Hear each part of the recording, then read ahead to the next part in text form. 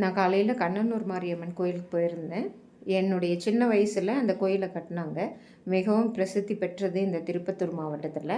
அதே சமயத்தில் அந்த அம்மனோட அருள் பெற்று நல்லா வாழ்கிறவங்களும் நிறைய பேர் இருக்காங்க. காலையில் என்னுடைய அண்ணன் இளையராஜகுமாரன் அவங்களுக்கு ஒரு வேண்டுதல் இருந்தது, பர்சனல் வேண்டுதல். அந்த வேண்டுதலுக்காக காலையிலேயே கோயிலுக்கு போயிட்டு வந்தோம். எங்கள் அப்பா தான் இல்லை. அவர் டெய்லி நினச்சி பார்க்காத நாள் கிடையாது. எங்கள் அப்பா தான் இல்லை. என்னுடைய தாயார், அண்ணன், தம்பி, அவங்களுடைய குடும்பம், நாங்கள் எல்லாருமே போயிட்டு வந்திருந்தோம். அந்த கடவுள்கிட்ட அம்மா என்ன வேண்டிக்க சொன்னாங்கன்னா, உனக்கு எந்த பிரச்சனையும் இருக்கக்கூடாது அப்படின்னு சொல்லிட்டு வேண்டிக்க சொன்னாங்க. ஆக்சுவலாக அவங்களுடைய பிரச்சனை தான் அது. அது எனக்கு வந்த பிரச்சனைகள் மாதிரி ஒரு தோற்றத்தை இங்கே சில அரசியல்வாதிகள் கொண்டு வந்துட்டாங்க. ஏன்னா போலி பட்டாவையும் போலி பத்திரத்தையும் உருவாக்கி அதுக்காக நீதிமன்றங்கள் போகும்போது ஆக்சிடெண்ட்டு பண்ணுறாங்க 2 டைமு. அந்த ஆக்சிடெண்ட்டை தெரியாத மாதிரி பண்ணுறது. இதையெல்லாம் நாங்கள் ஒரு சட்டத்தின் வழியாக போனால் கூட எங்களை பெற்ற தாயார், அந்த காலத்தில் இருந்த தாயார்கள் என்ன நினைக்கிறாங்கன்னா, கண்ணனூர் மாரியம்மனை நல்லா வேண்டிக்கோ, உனக்கு எல்லாமே நல்லபடியாக இருக்கும் அப்படின்னு சொல்லிட்டு சொன்னாங்க. வேண்டிக்கிட்டோம். பிரசாதங்கள், பஞ்சாமிர்தம் எல்லாமே தந்தாங்க. மனசுக்கு நிறைவாக இருந்தது. சாமியை கண் குளிர பார்த்தேன். நிறைய வருஷம் கழித்து நான் பார்க்குறேன்.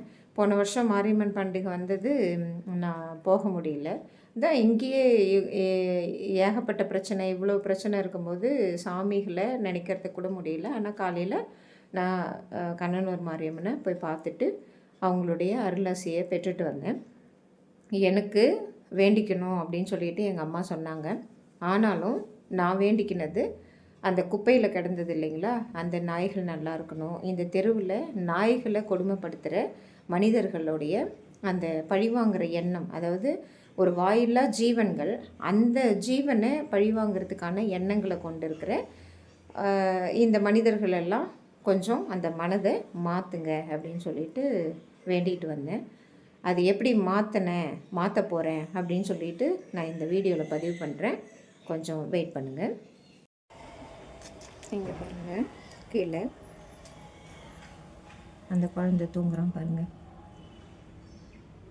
ஊசி போட்டிருக்கு காலையில், தெரியுதா? பால் கொடுப்பேன் அப்படின்னு சொல்லிட்டு என் குரல் கேட்ட உடனே எழுவோம். இந்த இடத்துல தான் வச்சு பாதுகாக்கிறோம். இது எங்கள் வீட்டு பின்னாடி பாருங்க, எங்கள் வீட்டு ஜன்னல், எங்கள் வீட்டு பின்னாடி இருக்கிற இடம். அங்கே தான் இந்த பாப்பாவை வச்சு பாதுகாக்கிறோம். அந்த மாதிரி அந்த நாய்க்குட்டியை எதுக்கு பாதுகாத்துட்ருக்கோம் அப்படின்னு சொல்லிட்டு நான் சொல்லணும்னு ஆசைப்பட்டேன். இப்போ தான் ஹாஸ்பிட்டலுக்கு, அதாவது கால்நடை மருத்துவமனை இங்கே பக்கத்தில் தான், ஆசிரியர் நகர்லேயே இருக்குது. அது எங்களுக்கு கொஞ்சம் வசதியாகவும் இருக்குது. அந்த பாப்பாவை எடுத்துகிட்டு போய் ஒரு இன்ஜெக்ஷன் போட்டு விட்டாங்க. ஆக்சுவலாக ப்ரைவேட் ஹாஸ்பிட்டல்லையும் நான் இன்ஜெக்ஷன் போட்டேன். அவங்களுக்கு ஒரு 1000 ரூபாய் செலவாச்சு. ஆனால் அந்த இன்ஜெக்ஷன் போடுற டைப்பு அந்த டாக்டர் கரெக்டாக போடலன்னு நினைக்கிறேன். ஏன்னா கத்திக்கிட்டே இருந்தான் அந்த குழந்தை. இன்றைக்கி நான் இன்ஜெக்ஷன் போடுறேன், ஃப்ரீ தான். கவர்மெண்ட் டாக்டர்ஸ் அவங்க அவ்வளோ அழகாக போடுறாங்க. அந்த ப்ரைவேட் டாக்டர்ஸ் எல்லாம் கொஞ்சம் இன்ஜெக்ஷன் போடுற மெத்தடை கொஞ்சம் மாற்றிட்டா நல்லாயிருக்கும் அப்படின்னு தோணுச்சு. ஏன்னா அதுவும் ஒரு உயிர் தான். அதனால் ஒரு சின்ன ரெக்வெசிஷன் வைக்கிறேன். இதில் மிக முக்கியமாக நான் சொல்ல வர்றது என்னென்னா, ஒரு மனசு இருந்தால் எந்த உயிரினத்தையும் நம்ம பாதுகாக்கலாம் அப்படின்னு சொல்லிட்டு தான் நான் சொல்ல வரேன். இப்போது எங்கள் வீட்டினுடைய அந்த போர்ட்டிகோ இருக்குது இல்லைங்களா, கொஞ்சம் லைட் இல்லை, அந்த போர்ட்டிகோ இருக்குது இல்லைங்களா, இந்த பசங்க 2 பேருமே அங்கே தான் இருப்பாங்க. அவங்களையும் மீறி இந்த குளிர்காலத்தில் அந்த குழந்தையையும் நான் பாதுகாக்க வேண்டியது இருக்குது. ஏன்னா இன்ஜெக்ஷன்லாம் போட்டுட்ருக்காங்க. அந்த கால் நீங்கள் பார்த்துருப்பீங்க, அது நடக்கும்போது நொண்டிட்டு நடந்தது. குப்பையில் போட்டதுனால சீல் வச்சு புழு வச்சு கால் ரொம்ப வீக்கமாக இருக்குது. கீழே அந்த நகங்கள்லாம் இருக்கும் இல்லைங்களா, அங்கெல்லாம் ரொம்ப வீக்கமாக இருக்குது. அந்த குழந்தைக்கு இந்த வயசில் இவ்வளோ பெரிய வேதனையா அப்படின்னு சொல்லிட்டோம். மனசு ரொம்ப வேதனையாக இருக்குது.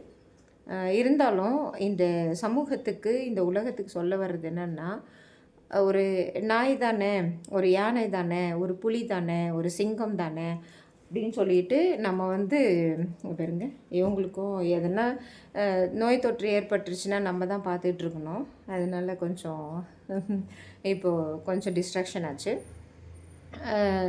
காட்டு விலங்குகள் தானே, விலங்குகள் தானே, முக்கியமாக விலங்குகள் தானே அப்படின்னு சொல்லிட்டு நம்ம எதேர்ச்சியாக அதை வந்து அவாய்ட் பண்ணிட்டு போயிடுறோம். அந்த பாப்பா வந்து ஒரு குப்பை தொட்டியில் இருந்தது. அவங்கள எடுத்து வளர்க்கலைன்னா, பாதுகாக்கலைன்னா ஒரு ஹாஸ்பிட்டலுக்கு கூட்டிகிட்டு போயிட்டு ஃப்ரீயாக பண்ணுறாங்க. கால்நடை மருத்துவமனையிலலாம் ஃப்ரீயாக பண்ணுறாங்க. உங்களுக்கு அன்றைக்கி நான் பார்க்குறேன் அந்த குப்பை தொட்டியில் காலையில் ஒரு 5 மணிக்கு அந்த இருட்டில் அது முனகிட்டு கிடக்குது. அதே மெயின் ரோட்டில் NHAIன்னு சொல்லிட்டு உச்சநீதிமன்றம் சொல்லியிருக்காங்க. National highways authority of India. அங்கே வந்து நாய்களெல்லாம் இருக்கவே கூடாதுன்னு அங்கே தூக்கி விசிறி அடிச்சுட்டு போயிருக்காங்க. ஒரு பிரியாணி கடை இருக்கும், அங்கே கொஞ்சம் குப்பெல்லாம் போட்டு வச்சுருப்பாங்க. அங்கே வந்து போட்டு வச்சுருந்தாங்க. அதை வாக்கிங் போகிறாங்க, 5-5:30 மணிக்கு வாக்கிங் போகிறாங்க. அவங்க யாருமே எடுக்கலை. இதெல்லாம் என்ன மனநிலைன்னு எனக்கு தெரியல. அந்த சின்ன குழந்த, அது ஒரு உயிர், அது முனகிற சவுண்டு இந்த உலகத்தில் யாருக்குமே கேட்கலையா? கேட்டு சில பேர் எடுத்துகிட்டு போகிறாங்க. நல்ல மனது உள்ளவர்கள். இங்கே சொல்லப்படுற விஷயம் என்னென்னா, எல்லாருமே இந்த ஒரு மனநிலைக்கு வரணும் அப்படிங்கிறது தான், வேறு ஒன்றுமே கிடையாது. ஏன்னா நம்ம வந்து கை கால்கள் இருக்குது, நம்மளை நம்மளே பார்த்துக்க முடியும். ஆனால் அந்த குட்டிகளுக்கோ அல்லது இந்த மாதிரி பெரிய நாய்களுக்கோ ஒன்றுமே தெரியாது. ரேபிஸ் வருது தான், இல்லைன்னு சொல்ல வரல. ரேபிஸ் இப்போ கூட அந்த ஹாஸ்பிட்டலுக்கு போயிருக்கும்போது ரேபிஸ் வேக்சினேஷன் போகிறதுக்காக ஒரு குட்டி நாயை கூட்டிகிட்டு வந்திருந்தாங்க. அந்த மாதிரி தெருநாய்களுக்கு ரேபிஸ் வேக்சினேஷன் போட்டால் எல்லாமே கண்ட்ரோலுக்கு வந்துடும். இதை வந்து ஒரு நெகட்டிவ் சென்ஸில் எடுத்துகிட்டு போயிட்டு நாய்கள்னாவே வெறுப்பாக ஒரு பழிவாங்கும் எண்ணங்களோட இந்த குழந்தைங்களுக்கும் சொல்லி தந்திருக்காங்கன்னு ஏற்கனவே ஒரு வீடியோவில் சொல்லியிருக்கேன். குழந்தைங்களுக்கும் சொல்லித்தர்றது வந்து ரொம்ப அபத்தமாக தோணுது எனக்கு. அந்த அபத்தங்களெல்லாம் இந்த உலகத்தில் இருக்கிற மனிதர்கள், நம்ம 6 அறிவுள்ள மனிதர்கள், நல்ல பட்டறிவு, பகுத்தறிவுன்னு சொல்லிட்டு ஈவேரா பெரியார், அண்ணாதுரை, இங்கே இருக்கிற நிறைய பெருந்தலைவர்கள்லாம் நிறைய சட்டங்களையும் திட்டங்களையும் அந்த திட்ட செயல்பாடுகளையும் கொண்டு வந்து கொடுத்துருக்காங்க. ஆனால் நம்ம என்ன பண்ணிகிட்ருக்கோம் அப்படிங்கிறது தான் இன்னொரு ஆங்கிளில் நம்ம இன்றைக்கி இந்த வீடியோவில் பார்க்க போகிறோம். ஒரு கும்பல் சேர்ந்துட்டு உக்காந்துட்ருக்காங்க. நான் காலையில் ஹாஸ்பிட்டலுக்கு கோயிலுக்கு போயிட்டு வந்தேன் இல்லைங்களா. கோயிலுக்கு போயிட்டு வந்து பொங்கல், பாப்பா இன்றைக்கி லீவு, பொங்கல் சாப்பிட்டோம். அங்கேயே கொஞ்சம் பிரசாதம் சாப்பிட்டோம்.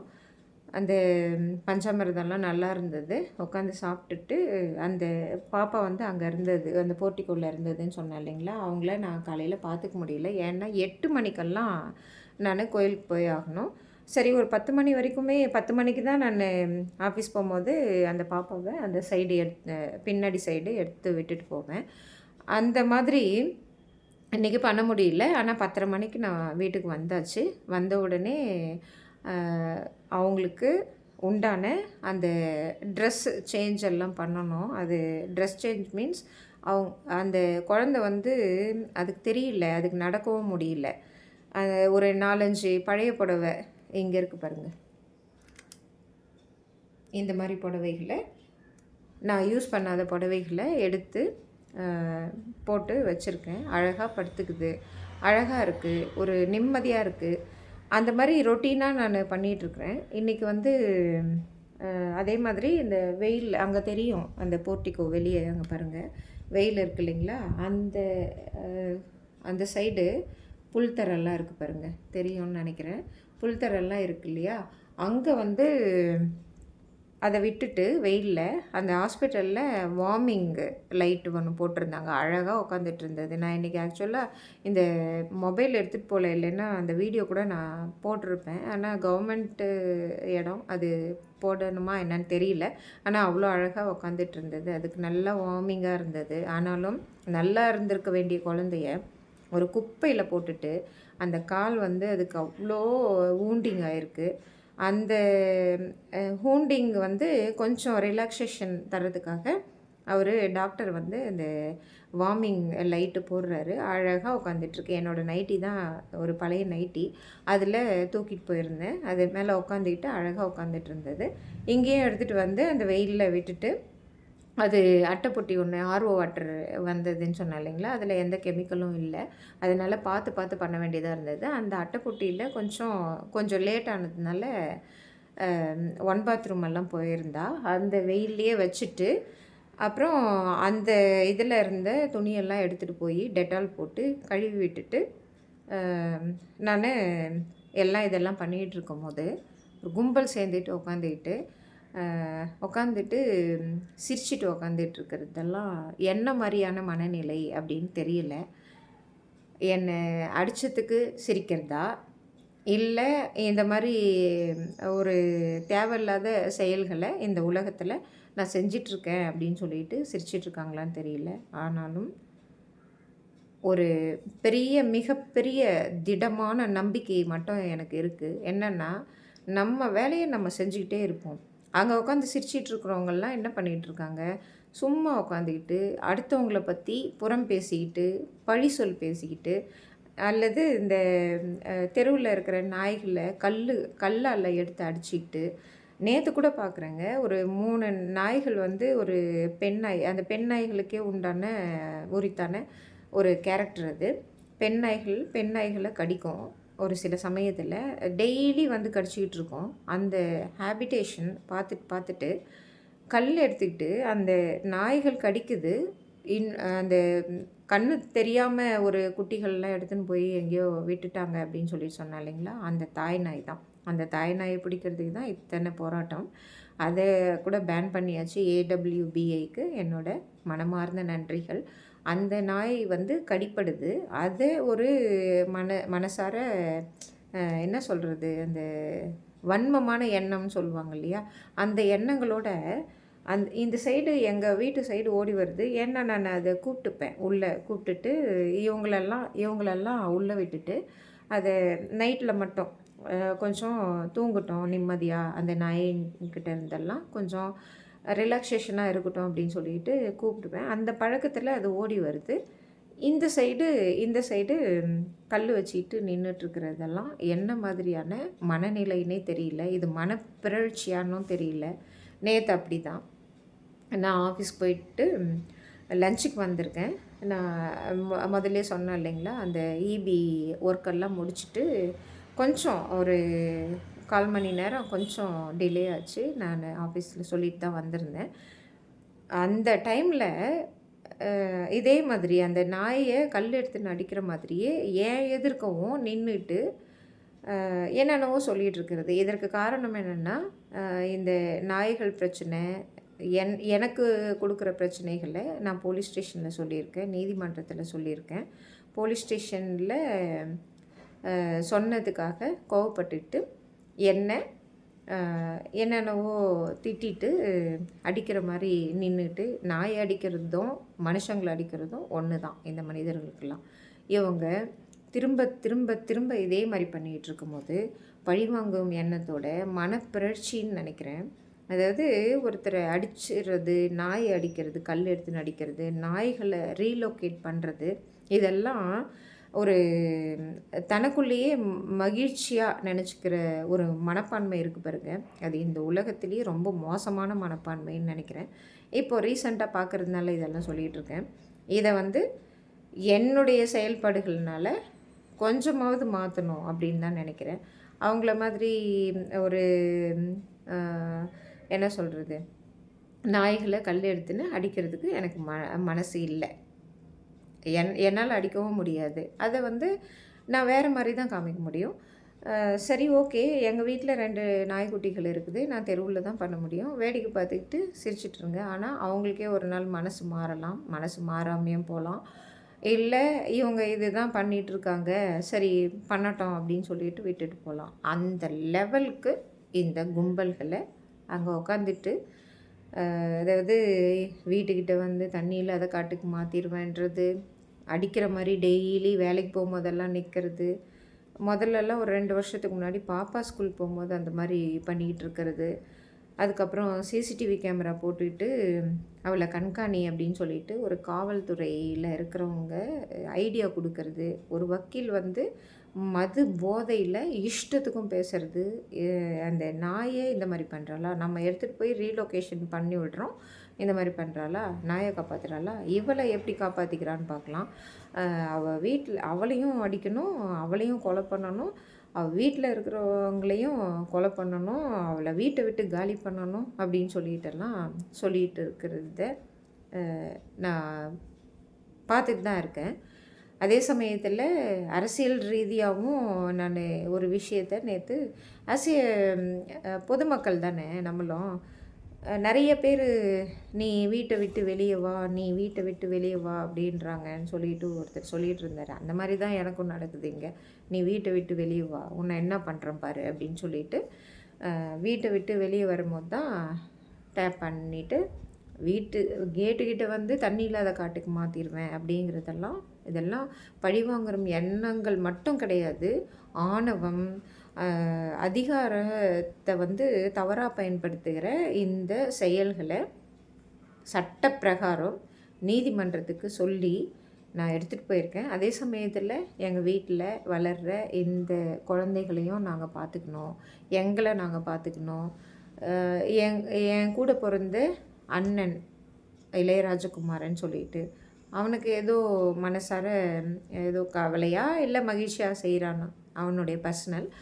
அதுக்காக ஒரு சாமியை வேண்டிக்கிறான், சுவாமி கோயிலுக்கு வா அப்படின்னு சொல்லிட்டு கூப்பிடுறான். அது ஒரு ஆணாக இருந்துட்டு அவன் அதை பண்ணுறான்னா அவனுடைய மனசில் இருக்கிற மகிழ்ச்சி, துக்கம், நெகிழ்ச்சி ஏதோ ஒன்றுத்தை தெய்வத்துக்கிட்ட இறக்கி வைக்கிற செயல் தானே. அந்த மாதிரி நல்ல செயல்களை எல்லாம் செய்யாமல் கும்பல் கூடிக்கிட்டு ஒரு அடுத்தவங்களை பற்றி புறம் பேசிக்கிட்டு சட்டத்தை மீறி ஒரு விதிமுறைகளை மீறி அடுத்தவங்க வீட்டு விஷயத்தை பேசுகிறதும் இல்லாமல் ஒரு கொலை மிரட்டல் விடுறது, அவதூறு பேசுகிறது, அடிக்கிறது, அடிச்சிட்டோம் திரும்பவும் உக்காந்துக்கிட்டு கேலி கிண்டல் பண்ணிகிட்டு இருக்கிறது, அதுவும் பொது வெளியில். இதெல்லாம் தவறு இல்லையா?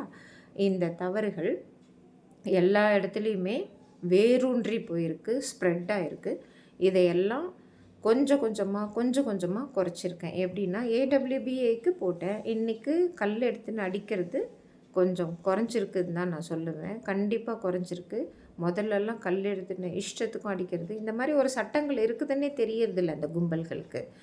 தண்ணியில் அதை காட்டுக்கு மாற்றிடுவேன்னு தெரியுது, அடிக்கிறதுக்கு தெரியுது, இல்லைன்னா வேறு எதனா அவதூறுகள் பேசுகிறதுக்கு தெரியுது, மிரட்டுறதுக்கு தெரியுது, கொலை பண்ணிவிடுவேன்னு சொல்கிறதுக்கு தெரியுது, மது அருந்திட்டு வந்து கொலை செஞ்சிடுவேன் அப்படின்னு சொல்லிட்டு சொல்ல தெரியுது. ஆனால் அவங்க வீட்டில் இருக்கிறவங்கெல்லாம் ஒருத்தரும் கேட்குறதில்ல. இதெல்லாம் அப்ரிஷியேட் பண்ணுறாங்களான்னு தெரியல. ஆனால் இந்த சட்டங்கள்லாம் இருக்குது, இந்த விதிகள்லாம் இருக்குது அப்படின்னு சொல்லிகிட்டு இருக்கோம். எங்களுக்கெல்லாம் அடிக்கவும் தெரியாமலாம் இல்லை. அந்த இடத்துல வந்த இந்த உருவம் என்ன பண்ணுச்சுன்னா, என்னுடைய தந்தையார்னால் நூலகத்துக்கு போய் நல்ல நூல்களை படிச்சிருக்கு.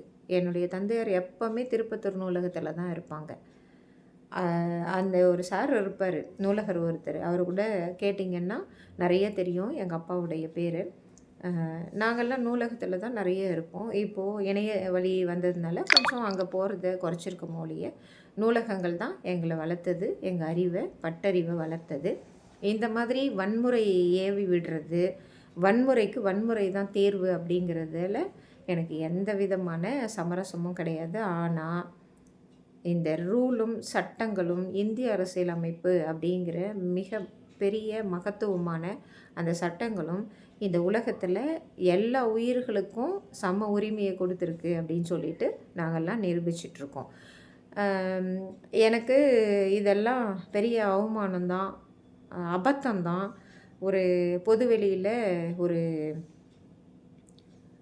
பெண்மணி என்னை அடிக்கிறது எவ்வளோ பெரிய கொடுமை அப்படின்னு சொல்லிட்டு யோசிக்கிறத விட, அந்த பொம்பளையை நான் அடித்தே தீரணும் அப்படின்னு யோசிக்கிறத விட, எனக்கு நிறைய வேலைகள் இருக்குது அப்படின்னு சொல்லிட்டு நினச்சி என்னையே சமாதானப்படுத்திக்கிறேன் அப்படின்லாம் நினைக்க வேண்டாம். யாரும் சமாதானப்படுத்திக்கிறது இல்லை, சட்டத்தின் வழியாக போராடிட்டு தான் இருக்கோம். அது வந்து இந்த அடிக்கிறது அதை விட பெரிய விஷயம், அதை விட பெரிய விஷயம். இந்த அடிக்கிறது வந்து சட்டத்தின் வழியாக செல்வது அதை விட பெரிய விஷயம். அடிக்கிறது பெரிய விஷயமே கிடையாது. சட்டத்தின் வழியாக நம்ம ஒருத்தரை நீ இவ்வளோ தவறு பண்ணியிருக்க, இவ்வளோ குற்றங்களை பண்ணியிருக்க, மது போதையில் வந்து ஒரு கொலைவெறி தாக்குதல் வாய் வழியாவோ அல்லது கைகளை வைத்து அடித்தோ இந்த மாதிரி எல்லாம் பண்ணிகிட்ருக்க அப்படின்னு சொல்லிட்டு சட்டத்தின் வழியாக சொல்கிறது தான் மிகப்பெரிய சாதனை அப்படின்னு நினைக்கிறேன். அதனால் இது பின்வாங்கிறது கிடையாது, அதற்குண்டான வழியையும் பார்த்துட்டு தான் இருக்கோம். அதே சமயத்தில் நேற்று ஒரு நியூஸு, அந்த நியூஸ் என்னன்னு பார்த்திங்கன்னா, எல்லாமே திருடங்க தான் அப்படின்னு சொல்லிட்டு ஒரு பாட்டு இருக்குது. இந்த திருடங்க எல்லாமே கும்பல் சேர்ந்துக்கிறது. இந்த கும்பலை தான் சொல்லிகிட்ருக்கேன். கும்பல் சேர்ந்துக்கிட்டு நான் அவங்களுக்கு அதை பண்ணேன், இதை பண்ணேன் அப்படின்னு சொல்லிட்டு ஒரு ஒரு இடத்துல இங்கே உக்காந்துட்ருக்காங்க இல்லைங்களா, அந்த மாதிரி கும்பல் சேர்ந்துக்கிட்டு அது நியூஸ் பேப்பரில் வர்ற அளவுக்கு பண்ணிகிட்ருக்கிறது. ஏன் ஒருத்தரை பிடிக்கலன்னா நியூஸ் பேப்பரில் வர்ற அளவுக்கு பண்ணணும்? இவங்க என்ன நியாயம், அவங்க என்ன நியாயம் அப்படின்னு தானே சீர்தூக்கி பார்க்கணும். உத்தமராக இருக்கணும். உத்தமராக இல்லைன்னா கம்முன்னு இருக்கணும். ஏன் இல்லை இவங்கெல்லாம்? ஏன் உத்தமர்களாக இல்லை அப்படின்னு சொல்கிறேன் அப்படின்னா, அதாவது ஒரு எக்ஸ்பெக்டேஷன் உருவாக்குகிறது. எதனா ஒரு எக்ஸ்பெக்டேஷனில் தவறான பாதையில் போய் சம்பாதிக்கிறது, நேர்மையான வழியில் வர்ற தங்களுக்கு உரிய அந்த பணங்களை சம்பாதிக்கிறதில்ல, தவறான வழியில் சம்பாதிக்கிறது. ஆனால் தாங்கள் தான் மிகப்பெரிய உத்தமர்கள் மாதிரி மற்றவங்க மேலே பழியை போட்டுக்கிட்டு நியூஸ் பேப்பர் வரையும் கொண்டு போகிறது.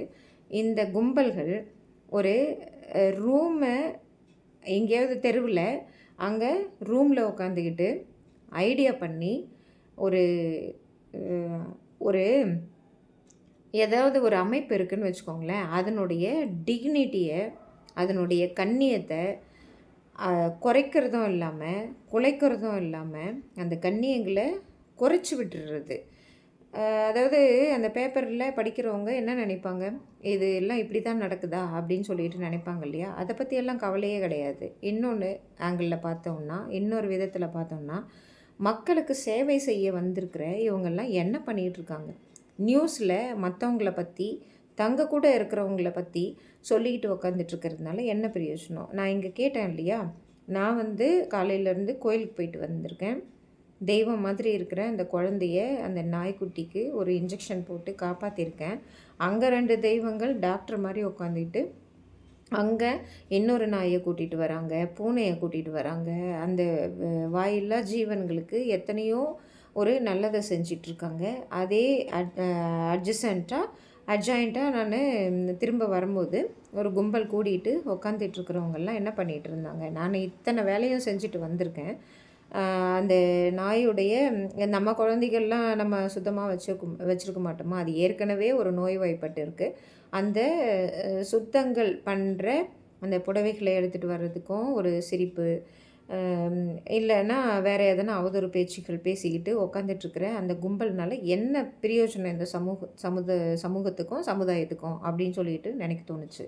அதே சமயத்தில் இந்த சமூக வலைதளங்களில் வந்தால் இஷ்டத்துக்கும் இதே மாதிரி தான், நேர்லேயும் சரி சமூக வலைதளங்கள்லேயும் சரி கும்பல் சேர்ந்துக்கிட்டு மற்றவங்கள எதனா ஒன்று அவதூறு பரப்பிக்கிட்டு, ஏன் இவங்களுக்கெல்லாம் ஒரு சட்டங்கள் இல்லையா, ஒரு ரூல்ஸ் இல்லையா, ஒரு அமைப்பு இருக்குன்னா அந்த இதில் தான் கொடுக்கணும் அப்படிங்கிறது கூட தெரியாதா? ஏன் பேப்பர் வரைக்கும் போகணும்? பேப்பர் வந்து அவங்க ஒரு வேறு விங்கு, இதெல்லாம் சொல்ல வேண்டிய அவசியம் இல்லை. அவங்க தான் இன்வெஸ்டிகேஷன் பண்ணி அவங்க தான் அதெல்லாம் எடுக்கணும். ஆனால் இங்கே இருக்கிறவங்க தான் செய்கிறாங்க அப்படின்னும் போது இது வந்து ரொம்ப கஷ்டமாக இருந்தது, வருத்தமாக இருந்தது. அதே நல்ல விஷயங்கள் எத்தனையோ நடந்தது. ஒரு பள்ளி குழந்தை அவங்க அப்பா விட்டுட்டு போயிட்டாங்கன்னு சொல்கிறாங்க. அப்பாவா இருங்க எல்லோரும் ஒரு 40,000மோ 50,000மோ 60,000மோ தானே அந்த பேப்பரில் வந்தது. அதையெல்லாம் எடுத்துகிட்டு போய் அங்கேயும் கொடுங்க. ஏன்னா இந்த 40,000 50,000 60,000தோட நிற்கலை எதுவுமே. இதை விட ரொம்ப நிறைய இந்த பாக்கெட்டில் இருக்குது, அல்லது பேங்க்கில் இருக்குது, நகைகளாக இருக்குது, எத்தனையோ பிளான் அப்ரூவலே இல்லாத, டிடிசிபி அப்ரூவலே இல்லாத நிலங்களாக இருக்குது, வீடுகளாக இருக்குது. இதெல்லாம் எடுத்துகிட்டு போய் அந்த வாடகை வீட்டில் இருக்கிற, அதான் இங்கே எனக்கும் அப்படி தானே, வாடகை வீட்டில் தானே இருக்கா, அவளை துரத்து அப்படின்ட்டு நான் வந்து சுயமாக ஒரு இது பெண் எம்பவர்மெண்ட்டுன்னு சொல்லுவாங்க, உமன் எம்பவர்மெண்ட்டுன்னு சொல்லுவாங்க. அந்த மாதிரி ஒரு லெவலுக்கு வந்துட்டேன். அந்த குழந்தை அவங்க அப்பா விட்டுட்டு போன ஒரு வருத்தத்தில் படிக்க முடியாமல் எங்கேருந்து படிக்கிறது? எனக்கே இவ்வளோ பிரச்சனை இருக்கும்போது, வாடகை வீட்டில் இருக்கும்போது, அந்த குழந்தைக்கு அவளுடைய அம்மா எந்த வேலைக்கும் போல இருக்குது. அவங்களுக்கெல்லாம் எவ்வளோ பெரிய பிரச்சனைகள் கொடுப்பாங்க இந்த சமுதாயம் அப்படின்னு சொல்லிட்டு நினச்சி பார்க்கும்போது ரொம்ப கொடுமையாக இருக்குது. நாங்கள்லாம் நிறைய பண்ணிக்கிட்டு இருக்கோம் சேவைகளை.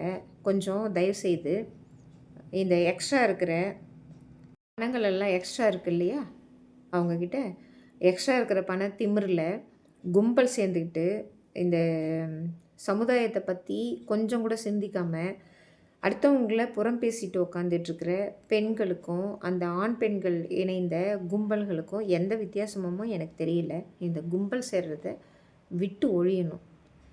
யானை கூட தான் கும்பலாக வரும், ஒரு காட்டில் யானை கூட கும்பலாக வரும். அது சமூக விலங்கு அப்படிங்கிற ஒரு பார்வையில் பார்த்தோம்னா அதனுடைய கேரக்டர் கும்பலாக தான் இருக்கணும். ஆனால் மனிதர்களும் கும்பலாக இருக்கலாம். இந்த மாதிரி சமுதாய சீர்கேடுகளை யாரோ ஒருத்தரை பற்றி அவதூறு பேசிக்கிட்டு ஏதோ ஒரு வாயில்லா விலங்குகளை கற்களால் அடிச்சுக்கிட்டு இல்லைன்னா அது கண்ணு கூட திறக்காத அந்த குழந்தைங்களை ஒரு என்ன சொல்கிறதுனே தெரியல, ஒரு மனிதாபிமானமே இல்லாமல் ஈவிரக்கம் இல்லாமல் எடுத்துகிட்டு போய் விட்டுட்டு அதை யாரோ ஒருத்தர் காப்பாற்றுறாங்கன்னா அதை பற்றியும் அவதூறு பேசிக்கிட்டு ஒரு மாதிரி வேறு மாதிரி வார்த்தைகள்லாம் வருது. அதை வந்து ஃபஸ்ட்டு நானும் பேசி அதான் நான் சொன்னேனே, தியாகி சிதம்பரனார் ஸ்ட்ரீட்டு தான். எத்தனையோ ரவுடியிசம் தெரியும், எத்தனையோ வார்த்தைகள் தெரியும். இருந்தாலும் இது ஒரு லெவலுக்கு மேலே போகும்போது சரி உங்களெல்லாம் சட்டத்தின்படி தான் பார்த்துக்கணும் அப்படின்னு சொல்கிற லெவலுக்கு போயாச்சு. கும்பல்கள் சேர்றத, இந்த மாதிரி சமுதாயத்துக்கு சீர்கேடாக இருக்கிற எண்ணங்களை பிரதிபலிக்கிறத, முக்கியமாக நியூஸ் பேப்பருங்களில் போடுறது. எனக்கு கூட அந்த போலீஸ் ஸ்டேஷனில் வந்தாங்க, அவங்களுக்கே ஆர்டிஐ போட்டிருக்கேன். இந்த வீடியோவை எப்படி எடுத்தாங்க, என் மேலே என்ன தப்பு இருக்குது கொடுங்கன்னு சொல்லிட்டு இன்னும் ஆர்டிஐயில்